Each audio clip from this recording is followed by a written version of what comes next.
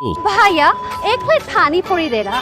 ये बात काठमांडू के लोग नहीं बोल सकते। क्यों? क्योंकि उनके यहाँ इंडिया के फेमस गोलगप्पे बैन है। पर ये इकलौते बदनसीब नहीं है जिनकी जबान को इंडिया का स्वाद चखने से रोका गया। नो नो नो, जिसकी खुशबू के साथ 64% ऑफ इंडिया के दिन की शुरुआत होती है और बिना जिसके सबका दिन अधूरा अधूरा सा लगता है, वो चाय। उसके मजे लेने से भी एक देश की जनता को रोका जा रहा है, लेकिन वो कहते हैं रोकने से कोई कहाँ रुकता है। तभी तो यूएई में पान, जिस पर चूना कथा लगा के इंडिया के कश्मीर से लेकर कन्याकुमारी में लोग उसे खाते नहीं थकते, उसे बैन करने के बावजूद वहाँ इसका मार्केट दिन ब दिन बढ़ता ही जा रहा है। और अभी 2 साल पहले वहाँ 235 किलो 200 ग्राम पान का इलीगल स्टॉक पकड़ा गया था। पर जरा सोचो कि जहाँ इंडिया वालों को पान इतना पसंद है कि आधा इंडिया शादी ब्याह जैसे फंक्शन में इसी से भारतीयों का स्वागत करता है, वहीं यूएई ने इसे बैन क्यों कर दिया? क्या उन्हें इसकी वॉल पेंटिंग्स पसंद नहीं आई या बात कुछ और है? जानने के लिए लेट्स बिगिन। नंबर 1, पान।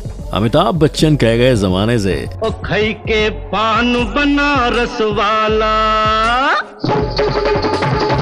खुल जाए बंद अकल का ताला। और बस ले लिया लोगों ने उनके दिमाग का ताला खोलने वाली बात को सीरियसली। इतना कि आज आपको इंडिया के हर गली हर रास्ते में पान पेंटिंग्स देखने को मिलेंगी। लेकिन जहां एक तरफ ना तो इंडिया उन लोगों के खिलाफ कोई एक्शन ले रहा है और ना ही पान के खिलाफ, वहीं दूसरी ओर जैसे मैंने बताया यूएई में पान के सेल और इम्पोर्ट पर स्ट्रिक्ट बैन है। और ये बैन उन्होंने आज से नहीं, सन 1996 से लगाया हुआ है। लेकिन वो कहते हैं ना, शौक बड़ी चीज है। तो बस आदत से मजबूर लोग जिनकी पान की तलब जाती नहीं, उनका फायदा उठाने के लिए इसका इलीगल बिजनेस यूएई में तब से लेकर अब तक बढ़ता ही जा रहा है। तभी तो वहाँ ऐसे सीजिंग होती रहती है। और अगर हम बात करें कि वहाँ पान बैन क्यों है, तो देखो यूएई की ज्यादातर सिटीज जैसे दुबई, रास अल खैमा और अबू धाबी, ये अपने टूरिज्म के लिए जानी जाती हैं। ऐसे में अगर वहाँ हर दूसरी दीवार पान से रंगी होगी तो वहाँ के नजारों को नजर लग जाएगी। साथ ही ये बात भी गौर करने वाली है कि एनवायरमेंट के साथ साथ पान के हेल्थ पर भी सीरियस इफेक्ट्स होते हैं, जैसे गम कैंसर, गैस्ट्रिक और माउथ अल्सर्स, इंसोम्निया और टीथ डिस्कलोरेशन। इसकी इतनी खामियों के बाद फैक्ट भाई तो कहेगा इस पर इंडिया में भी बैन लगाने के बारे में सोचा जा सकता है। नंबर 2,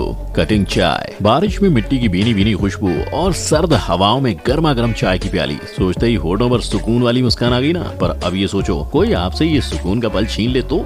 बस यही महसूस किया होगा पाकिस्तान की आवाम ने जब पाकिस्तान के प्लानिंग एंड डेवलपमेंट मिनिस्टर एहसान इकबाल ने लोगों से उनके चाय पीने का हक को खुद ही छोड़ देने के लिए कहा। ये देखो, मैं ये भी कौम से अपील करूंगा कि हम चाय की एक एक प्याली 2-2 प्यालियां कम कर दें। और ऐसा उन्होंने क्यों कहा, वो भी आप इनकी जुबानी सुन लो।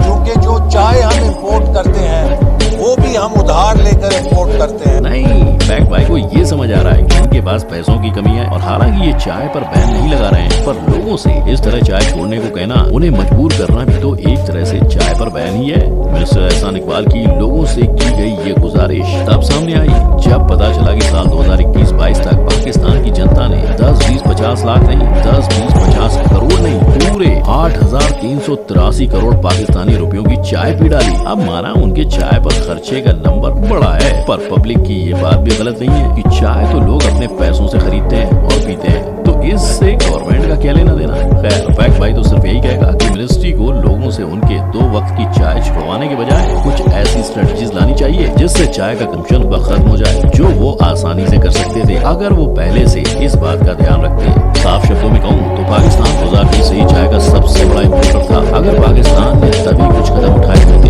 तो आज उन्हें ऐसी रिक्वेस्ट न करनी पड़ती। शायद यही वजह है कि मिनिस्ट्री के इस बयान ने पूरे पाकिस्तान को कदम पहुंचा दी था। उसका असर सोशल मीडिया पर साफ नजर आ रहा है। नंबर 3, पर पाकिस्तान से चाय का दुश्मन नहीं, पाकिस्तान गवर्नमेंट का पकड़ समोसे के साथ में चल रहा है। अभी 2016 पाकिस्तान ने रैंक डिस्ट्रिक्ट के पकौड़े और समोसे दोनों को बैन कर दिया, जो कि मुताबिक रमजान के उपलक्ष्य में था। लेकिन बैन तोड़ने वालों पर हवालात की हवा खाने तक की सजा रखी गई थी। और लोग जितने इस बात से नाखुश थे कि उन्हें उनके फेवरेट फूड खाने का मौका नहीं मिलेगा, उतने ही वहाँ पकौड़े और समोसे का बिजनेस करने वाले लोगों का भी बुरा हाल था। द एक्सप्रेस ट्रिब्यून से बात करते वक्त एक शॉपकीपर ने कुछ ऐसा कहा था। आपको क्या लगता है, क्या रमजान में इस तरह से खाने की चीजों पर ही बैन लगा देना जायज है? नंबर 4, कच्चा बादाम।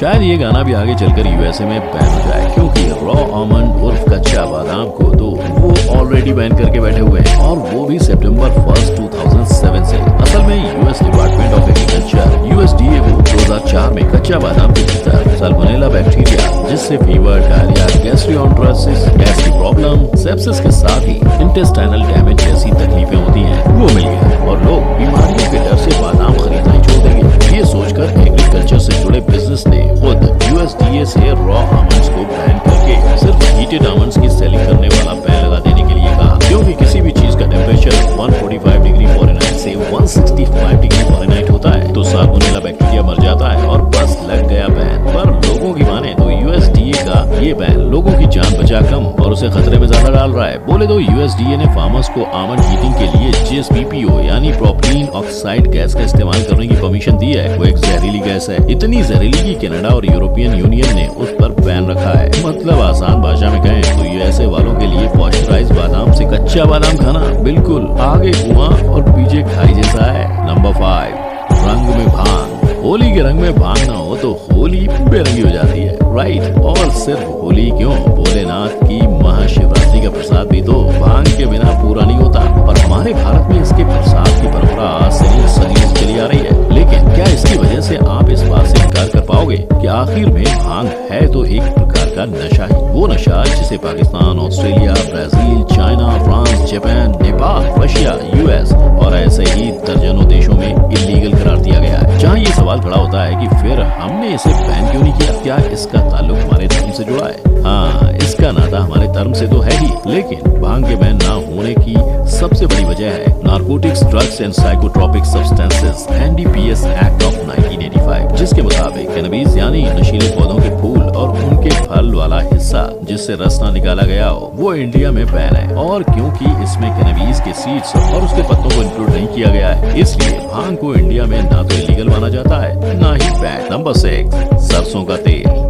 खाने को स्वादिष्ट बनाता है सरसों का तेल, बालों को घना और मजबूत बनाता है सरसों का तेल, टूटते बदन को फिर से फुर्तीला बनाता है सरसों का तेल। सरसों के तेल को खाने से लेकर उसे सर की चंपी और बदन की मालिश करने तक नॉर्थ इंडियन किसी में नहीं चूकते। पर क्या आपको पता था सरसों का तेल EU, USA और कनाडा में खाना बैन है। वहाँ सरसों तेल पर फॉर एक्सटर्नल यूज ओनली का लेवल लगाकर ही बेचा जा सकता है। मतलब एक तरफ इंडिया में सरसों के तेल को सबसे बेहतर माना जाता है तो दूसरी तरफ विदेश में इसे सबसे बदतर। अब इसमें सही कौन और गलत कौन है, आओ पता लगाते हैं। तो देखो, विदेश में सरसों तेल को खाने से बैन करने की वजह है सरसों में पाया जाने वाला यूरिक एसिड कंटेंट, जिससे लंग कैंसर, एनीमिया जैसी बीमारियों के होने और बढ़ने के रिस्क के साथ दूसरी कई सारी बीमारियां होती हैं। और भले ही ये सुनकर आप चैन की सांस लो कि अब तक सिर्फ चूहों में इसके हाई डोज की वजह से घातक परिणाम देखे गए, पर फैक्ट भाई आपको बता दें कि इंसानों पे ऐसा कोई टेस्ट अभी तक हुआ ही नहीं है। यानी इस बात के चांसेस हैं कि इंसानों पे इसका असर चूहों जैसा ही हो। इसलिए फैक्ट भाई कहेगा कि सही और गलत की लड़ाई छोड़कर हमें समझदारी दिखानी होगी। एक तरफ जहां सदियों से इसके इस्तेमाल से होने वाले फायदों को झुटलाया नहीं जा सकता, वहीं ये भी लोगों को ध्यान में रखनी होगी कि सरसों के तेल में on an average 47% uric acid होता है। तो अगली बार जब आप इस तेल में कुछ बनाएं तो तेल का इस्तेमाल ज्यादा सावधानी से करें। नंबर 7, पानी पूरी। तीखा, मीठा, आमचूर, जीरा, पुदीना, हींग, कच्ची कैरी। सुन के ही आप समझ गए होंगे कि मैं आपको पानी पूरी की पानी का छटकारा याद दिला रहा हूँ। एंड आई नो, मुझे आपको ये याद दिलाने की जरूरत नहीं है कि पानी पूरी काठमांडू नेपाल में बैन चल रही है। वहाँ लोग इससे वंचित हैं, पर आप इसे उनकी बदनसीबी समझो। उससे पहले ये तो जान लो कि आखिर वहाँ पानी पूरी को बैन क्यों किया गया है। दरअसल बात यह है कि वहाँ पानी पूरी में कॉलरा बैक्टीरिया के ट्रेसेस मिले थे, जिससे अब तक 12 लोग बीमार भी हो चुके हैं। और अगर आप सोच रहे हो कि सिर्फ 12 लोगों के लिए 15 लाख से ज्यादा लोगों के मुंह पर ताला क्यों, तो इसका जवाब है नेपाल में 1823 से चलता आ रहा कॉलरा पेंडेमिक, जो 1831, 1843, 1856, 1862 और 1887 यानी कि हर कुछ साल में वहाँ दहशत फैलाता है। और 2009 में तो 30,000 से ज्यादा लोग उसके शिकार हुए थे, जिनमें से कॉलरा ने 500 लोगों की जान ले ली थी। अब आप बताओ, जबान के स्वाद के लिए जान को जोखिम में डालना चाहिए? नहीं ना, राइट?